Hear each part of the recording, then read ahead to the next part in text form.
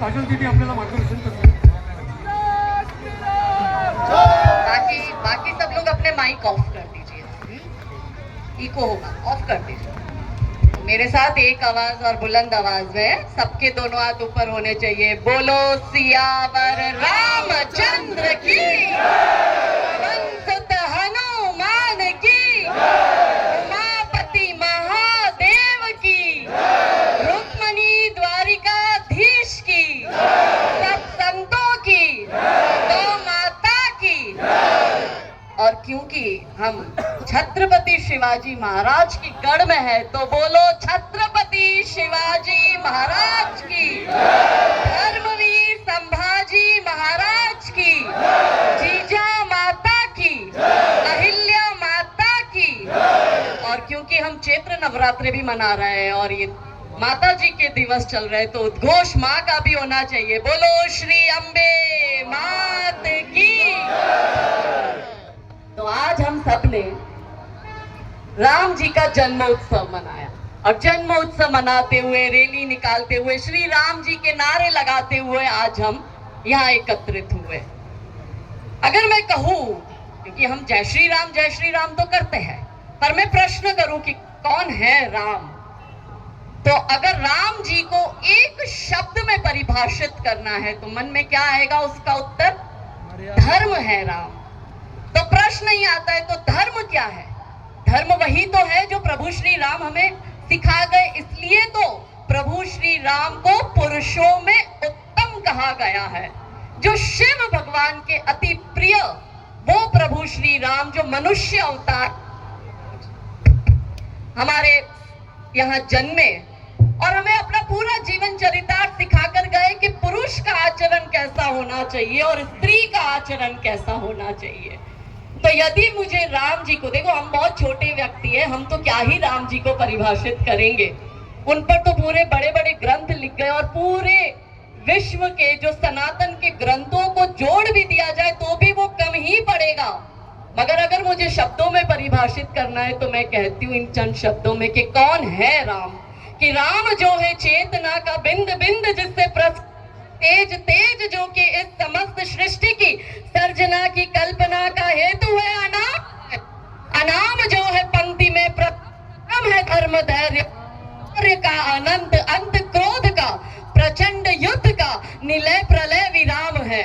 विराम है अहम का है शोध इस अनंत का अनंत मुक्त बोध का अनंत भक्ति स्रोत का अनंत मुक्ति बोध का अनंत मोक्ष धाम है।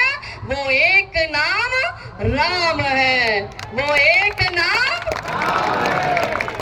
मगर जब राम की चर्चा होती है तो राम मंदिर मन में बसता है और राम मंदिर से हम कल्पना करते हैं राम राज्य की। तो राम राज्य लाएंगे कैसे? जय श्री राम बोलकर मन के राम को जगाएंगे कैसे? और मन का राम जागेगा तभी तो राम राज्य आएगा। पर राम राज्य लाएगा कौन? हम तो सेक्युलर देश में है, हिंदुओं का तो देश ही नहीं है ये, ऐसा ये लोग कहते हैं। पर राम राज्य यदि कोई ला सकता है तो वो इस देश का हिंदू ही ला सकता है।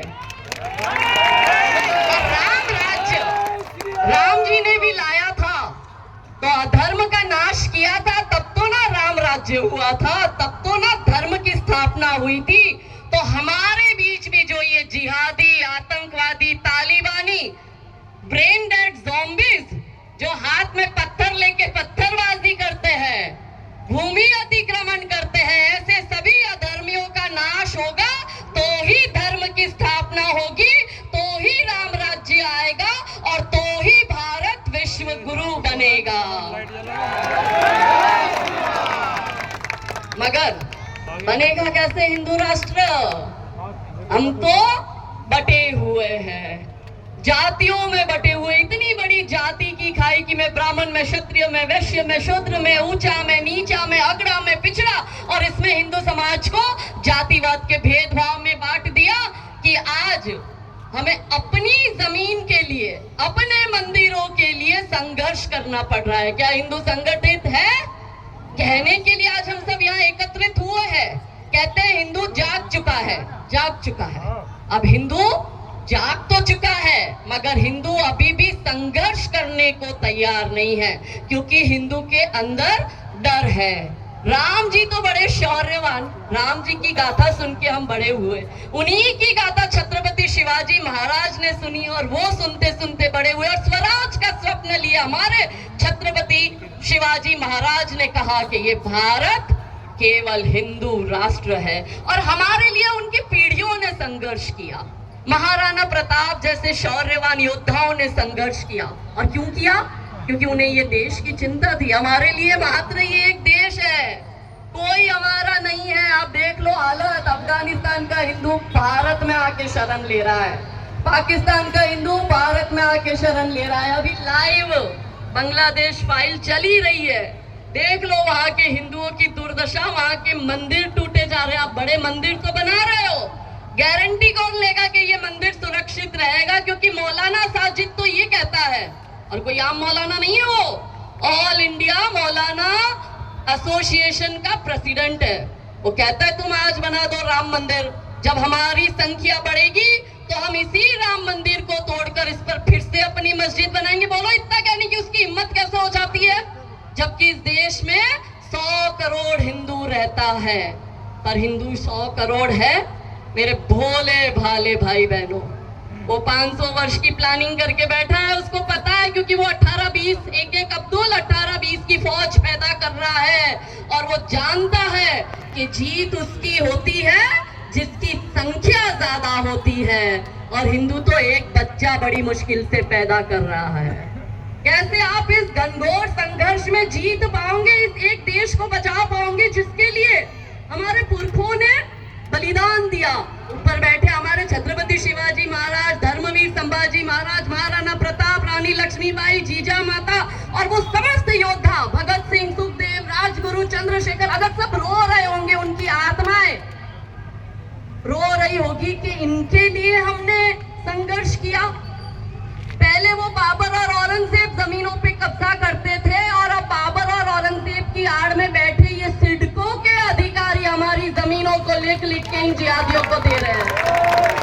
क्योंकि हमारे भाई साहब ने दिखाया हमें कि दीदी देखो ये अवैध यहाँ पे बना दी है इन्होंने अपना धार्मिक स्थल, और सिडको वालों ने इनको ये पूरी जगह दे दी। मैंने कहा देखो ये सिडको में जो अधिकारी बैठा है ये भी औरंगजेब और बाबर ही है, जो हमारे टुकड़े लिख लिख के दे रहा है। आपके मन में कभी ये विचार आया कि इतनी हिम्मत उसकी कैसे हो गई? अभी हम 19 सेक्टर में, कितने लोग 19 सेक्टर के यहाँ उपस्थित है? हाथ ऊंचा करके बताओ। तो जितनी संख्या है उसमें 50% 19 सेक्टर के लोग हैं, जबकि मुझे ये लगता था कि 19 सेक्टर वालों को तो यहाँ सबसे अधिक संख्या में होना चाहिए था, क्योंकि संघर्ष ही उनका करने के लिए। मैं गुजरात से आई हूँ, आप लोग यहाँ पे हो, वहां से यहाँ तक 10-20 मीटर नहीं आ सकते। ऐसे हिंदू संघर्ष करेगा। अभी संडे है, हम लोग घर में आराम से एंजॉय करेंगे, मूवी देखेंगे, होटल में खाना खाने जाएंगे, थिएटर में पिक्चर देखने जाएंगे। सिडको के अधिकारी को पता है कि हिंदू यही करने में पड़ा है, इसलिए वो पीछे के रास्ते से हमारी जमीनें लिख लिख के दे रहा है।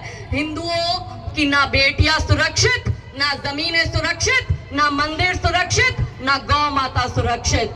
यहाँ कोने में हमारा मंदिर है गाम देवी का और हनुमान दादा का, और जो यहाँ का आखिरी कोली समाज था उनके पास से जमीन इन सिडको वालों ने ली, और उसी जमीन पर वो मंदिर, हनुमान दादा के मंदिर को नोटिस दे रहे हैं कि हम इसको तोड़ देंगे। मतलब मालिक के पास से जमीन ले रहे हो, फिर मालिक को ही कह रहे हो कि तुम्हारा मंदिर तोड़ेंगे, और फिर जो अवैध घुसपैठ ये औरंगजेब और बाबर की औलाद है उनको जमीन लिख लिख कर ये सिडको के अधिकारी दे रहे हैं। क्यों? प्रश्न करो। क्योंकि आप बटे हुए हैं, और बटोंगे तो घटोगे, और बटोंगे तो घटोगे, काटेंगे भी, और घटोंगे तो भी कटोंगे। आपका कोई नहीं है, मात्र ये एक देश है। मिलकर संघर्ष किया तब हमने राम मंदिर पर विजय पाई। मिलकर संघर्ष किया तो 370 हटी। मिलकर संघर्ष किया तो ये वक्फ बोर्ड को खत्म कर दिया है हमने ऑलमोस्ट। अकेला विश्व हिंदू परिषद क्या कर लेगा? बजरंग दल का कोई ठेका है? वो आपके लिए क्यों गोली खाएगा बजरंग दल का बच्चा मेरा?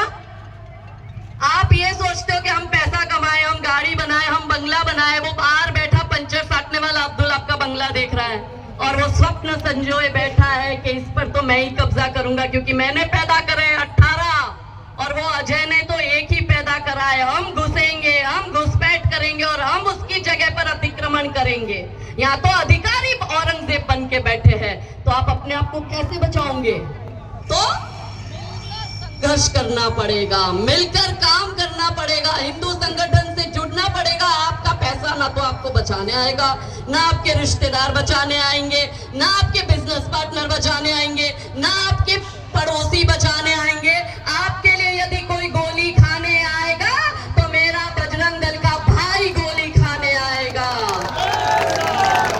और इसलिए हिंदू संगठन से जुड़ना बहुत जरूरी है। 90 के दशक में कार सेवकों ने गोलियां खाई है अयोध्या में, रक्त रंजित हुई है संतों महंतों के खून से अयोध्या की भूमि, तब जाके राम मंदिर बना है। पर ये जिहादी कहता है तुम आज बना लिए, हमारी संख्या 50-100 वर्ष में होगी तो हम इसको तोड़ेंगे। तो मिलके काम करेंगे तो ही जो ये बचा कुचा हमारे पास है, क्योंकि 13 राज्यों में हम अल्पसंख्यक हो चुके हैं, 250 से अधिक जिलों में हम अल्पसंख्यक हो चुके हैं। छोटे छोटे पाकिस्तानी पॉकेट्स बन गए। एक पाकिस्तानी पॉकेट से तो अभी हम निकल कर आए हैं यहाँ पे, और आप सब तो नारे लगा रहे हो, मैं ऐसा देख रही हूँ कहीं से पत्थर तो नहीं आ रहा। और हमारे बजरंगी भाई बोले हेलमेट पहनो, हेलमेट पहनो। मैं बोली पुलिस वाले भी हेलमेट में बचाओ, इनके बीच पुलिस भी सुरक्षित नहीं है। पहले तो इन पुलिस वालों के लिए जोरदार तालियां बजाओ कि ये है तो आज हम अपनी ये शोभा यात्रा निकाल पाए। पर प्रश्न ये है मेरा कि हिंदुओं को अपने ही त्योहार में पहला तो परमिशन लेना पड़ता है और दूसरा इतना पुलिस बंदोबस्त लेना पड़ता है। हिंदू सुरक्षित है? ये हिंदुओं का देश, कौन से राम राज्य और हिंदू राष्ट्र की हम कल्पना करते हैं? संघर्ष के बिना, बलिदान के बिना ये संभव नहीं कि आप राम राज्य बना पाओ या आप हिंदू राष्ट्र बना पाओ या विश्व गुरु बना पाओ। मिलके संघर्ष किया कि राम नाम का गौरव जीता, राम नाम का गौरव जीता, सत्य सनातन सौरव जीता, अवधपुरी की माटी जीती, केसरिया परिपाटी जीती, जीता लाल लहू कोठारी, तपो साधना जीती सारी, जीती है हुंकार हमारी और हिंदू आधार हमारी।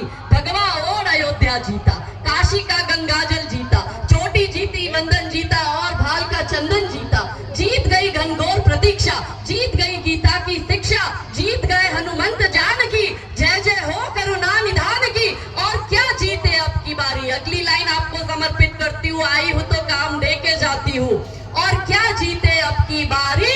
काशी मथुरा की तैयारी।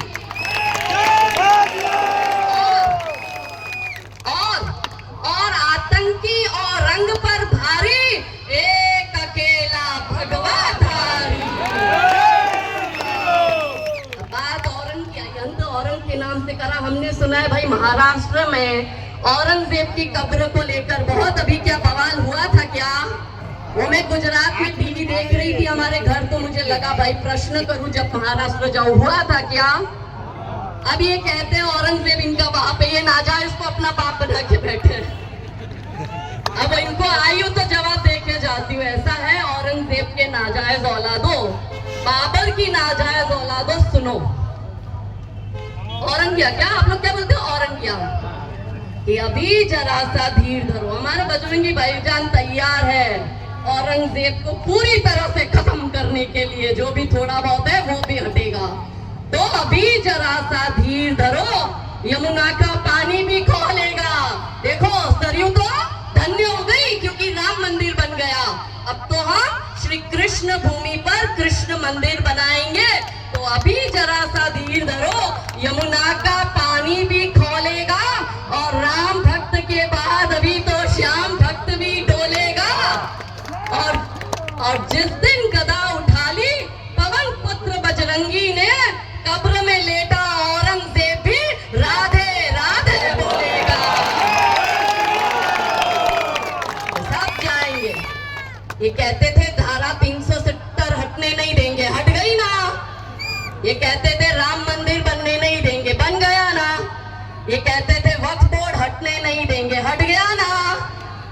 तो अब ये क्या कह रहे, कब्र हटने नहीं देंगे। तो अब आप जवाब दो, क्या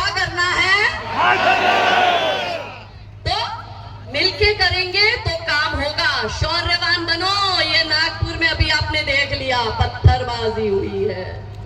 नागपुर में, हमारा गढ़ है नागपुर, वहां इन्होंने हमारी छाती पर चोट कर कर पत्थरबाजी करी है। आधी रात को इन्होंने हिंदुओं की गाड़ियां जलाई है, हिंदुओं के मकानों को तोड़ा है, हिंदुओं के सीसीटीवी जो कैमरे लगे थे उसको तोड़ा, उनकी 4 व्हीलर को जलाया, 2 व्हीलर को जलाया। इतना उधड़न क्यों मचाते? अगर तुम भाई हो तो भाई बन के तो दिखाओ। ऐसा एक भी शोभा यात्रा नहीं होती जब ये लोग पत्थरबाजी नहीं करते।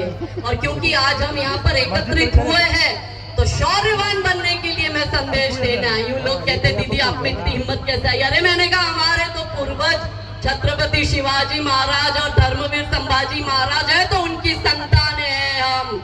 शौर्यवान तो बनेंगे ही, मगर जो हिंदू आज रैली में जुड़ा है वो जय श्री राम के नारे लगा रहा है, मगर अंदर से फिर भी डर रहा है, घबरा रहा है, सड़कों पर उतरकर लड़ने को, संघर्ष करने को तैयार नहीं है, उन सभी हिंदुओं को कहती हूँ कि गिरा जहां पर खून वहां, गिरा जहां पर खून वहां पत्थर पत्थर जिंदा है। शरीर नहीं पर नाम का अक्षर अक्षर जिंदा है। गिरा जहां पर खून वहां पत्थर पत्थर जिंदा है। शरीर नहीं पर नाम का अक्षर अक्षर जिंदा है। और यदि शौर्य कम हो जाए तो शिवा छावा को पढ़ लेना, और मन के इस डर को, और मन के इस डर को श्री राम के साथ हर लेना। और मुझे यहाँ के विषय लिख के दिए हमारे स्थानिक कार्यकर्ताओं ने, तो इसमें 19 सेक्टर वालों को विशेष करके जागरूक होने की जरूरत है। ऐसा ना हो जाए आपके घर में घुस जाए और आपको निकाल दे, और वो 18 अब्दुल आपकी फौज लेकर आपके घर में मजे से एसी टीवी कूलर की हवा खाए और आप कोर्ट कचहरी के धक्के खाओ। इसलिए समय रहते जागरूक हो जाओ। मालवनी में अभी हमारे बच्चों को गुड़ी पर्व के दिन 2 छोटे बच्चे हाथ में भगवा ध्वज लेके जा रहे थे। 13, 14, 15 साल के बच्चों को इस ब्रेन डेड ज़ॉम्बीज के झुंड ने इकट्ठे होके मारा है। ये हमेशा झुंड में आएंगे, अकेले में इसमें कोई हिम्मत नहीं है, ये हमेशा झुंड में आते हैं।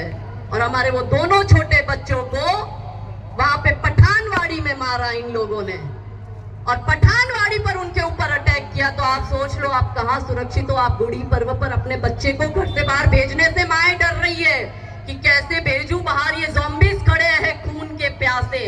इसलिए अपने बच्चों को आत्मरक्षा की ट्रेनिंग दो, अपने बच्चों को शिवाजी महाराज की गौरव गाथाएं सुनाओ, अपने बच्चों को ये घनघोर युद्ध के लिए तैयार करो, क्योंकि हमारे पास ये मात्र 10 वर्ष है। और इन 10 वर्षों में यदि हमने नहीं संभाला तो आप सब बोरिया बिस्तरा तैयार करके बैठना, आपको यहाँ से भागना पड़ेगा। हम सबको भागना पड़ेगा, क्योंकि ये नारा लगा रहा है लड़के लिया पाकिस्तान, हंस के लेंगे हिंदुस्तान। ये गजवाए हिंद के नारे लगा रहा है, ये आपके सामने ही आपके घर में घुसकर आपको मार रहा है, बेटियों को उठा के ले जा रहा है। और यहाँ के जो विषय दिए मुझे भाई साहब ने, हमारे यहाँ के स्थानिक कार्यकर्ताओं ने, लव जिहाद भी हो रहा है। और मैंने सुना ये तो नई जगह बसी है, यहाँ पे तो ये मात्र मुट्ठी भर है, फिर भी इन लोगों ने कैसा कब्जा कर लिया है। और हिंदू की कोई सुनने वाला नहीं। 2023 में हमारे भाई लोगों ने, सकल हिंदू समाज ने यहाँ मोर्चा निकाला था, और ये जो अवैध मस्जिद का अतिक्रमण है उसको हटाने के लिए रिक्वेस्ट करी सिडको के अधिकारियों को। 2 साल हो गए, अधिकारियों ने कोई सूद नहीं ली। भाई मैं वो सिडको के औरंगजेब और बाबर को पूछती हूँ, अब्दुल के घर की ज्यादा अच्छी लगती है क्या बिरयानी?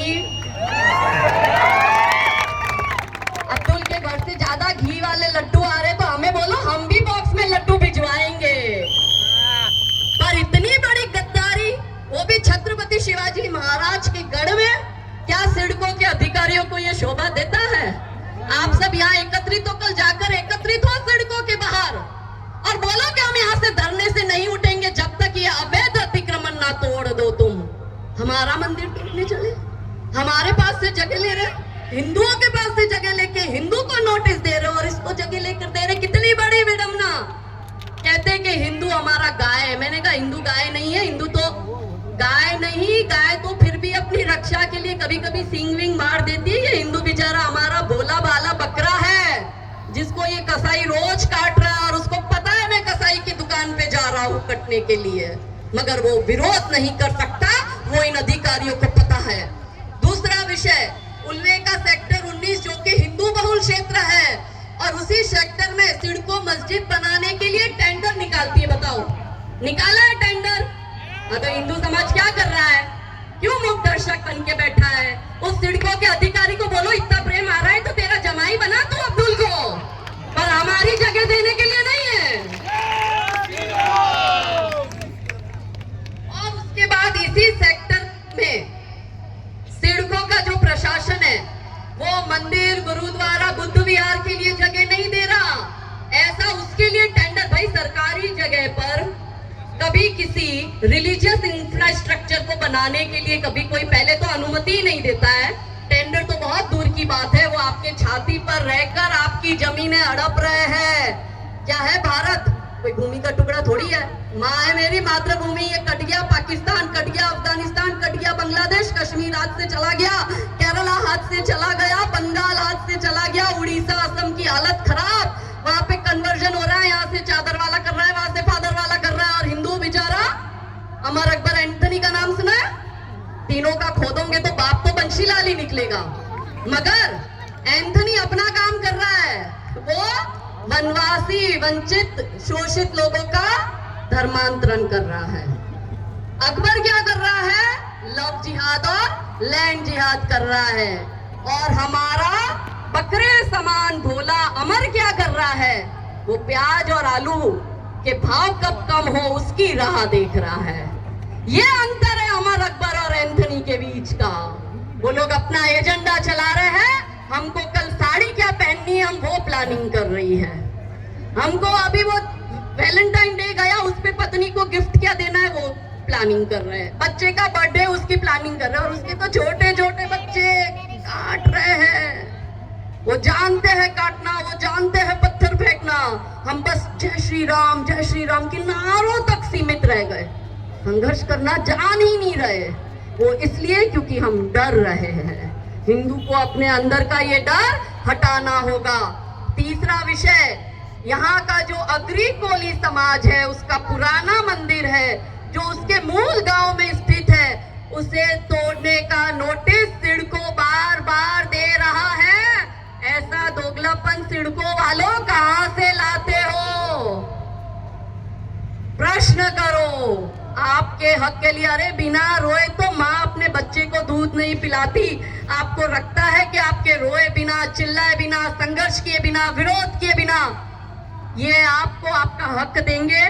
वो बाहर से बांग्लादेशी आपके यहाँ घुस रहा है और आपकी नौकरी पर, बिजनेस पर कब्जा कर रहा है, बेटियों को उठा के ले जा रहा है, जमीनों पे कब्जा कर रहा है, अवैध अतिक्रमण कर रहा है। वो बाहर का रोहिंग्या आकर अवैध रूप से अतिक्रमण कर रहा है, मगर हिंदू अपना जायज हक भी मांगने से डरता है।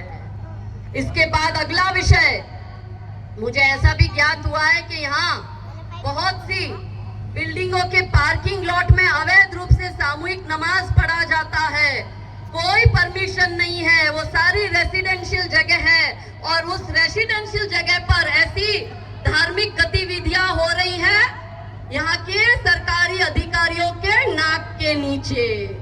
इसके बाद मुझे अगला विषय दिया है, यहाँ पे ड्रग्स और नशे में हिंदू बच्चों को डुबाया जा रहा है, और ड्रग्स और नशे में हमारे जो स्कूल कॉलेज जाते बच्चे हैं वो उसकी चपेट में आ रहे हैं, क्योंकि हिंदुओं को संपूर्ण रूप से खत्म करने का षड्यंत्र चल रहा है।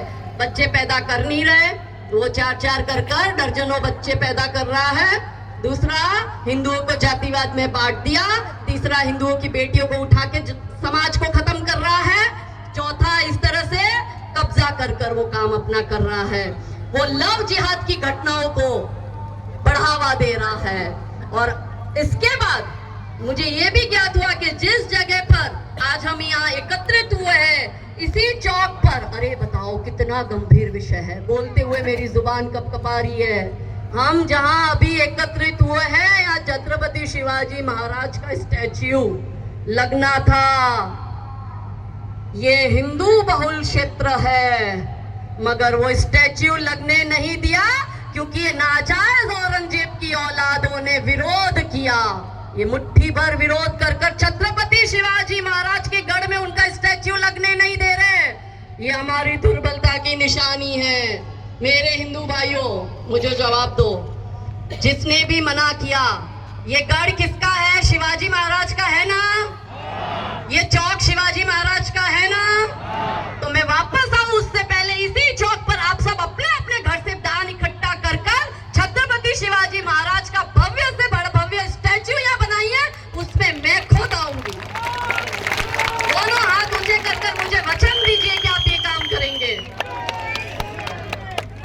और मुझे ये भी ज्ञात हुआ कि आज के कार्यक्रम में हमें परमिशन में बड़ी दिक्कत मिली। कुछ पुलिस के अधिकारियों ने कहा कानून व्यवस्था की वजह से हम परमिशन नहीं देंगे। कहा है भैया, कानून बिगाड़ कौन रहा है? वो अब्दुल। पत्थरबाजी कौन कर रहा है? वो अब्दुल। सड़कें जाम हर शुक्रवार को कौन करता है? वो अब्दुल। और हिंदू अपनी शोभा यात्रा ना निकाले। काहे? मैं एक महिला होकर इतना संघर्ष कर रही हूँ, मुझे भी फतवे निकल चुके हैं। मेरे भी घर में बाल बच्चे हैं, पति है, जॉइंट फैमिली है, परिवार है, छोड़ के 25-27 दिन संघर्ष कर रही हूँ। गुजरात से आपके यहाँ आई हूँ। क्या मिल रहा है? कोई मिल रहा है क्या मुझे? जान का जोखम। वो जिहादी धमकी देता है, कहता है जिस दिन वो फतवे तो निकल चुके गुजरात में, सुन्नी मुस्लिम समाज ने फतवे निकाल दिए। कहते हैं जिस दिन अकेली मिली उस दिन तुझे मार देंगे। मैंने कहा अब्दुल तू मारने अकेला आना, फिर देखना जिंदा कौन जाता है, तू जाता है कि मैं जाती हूँ। और कानून व्यवस्था का डर दिखाकर यदि हमारे कार्यक्रमों को रोकेंगे तो वो कतई नहीं चलाया जाएगा। और अंतिम विषय, सेक्टर 19 में यहाँ पे जिहादी हर शुक्रवार को बाहर से बसें भर भर के, ट्रॉलियां भर भर के आते हैं नमाज करने के लिए। क्यों? क्योंकि उसकी नजर इस चारों ओर है। वो देख रहा है ये हिंदू बहुल क्षेत्र है, हम यहाँ पे 2-5% है, अब इसे कब्जाना है, हिंदुओं को डराना है। इसलिए बाहर से 50-50, 30-30 किलोमीटर दूर से ये आतंकवादी तालिबानी अवैध लोग यहाँ आके नमाज पढ़ते हैं। क्यों? यहाँ का जनप्रतिनिधि क्या कर रहा है? क्या हिंदुओं का वोट लेने जितना ही हिंदू के पास हो और गोद में इन मुल्लों के बैठते हो? ये नहीं चलेगा।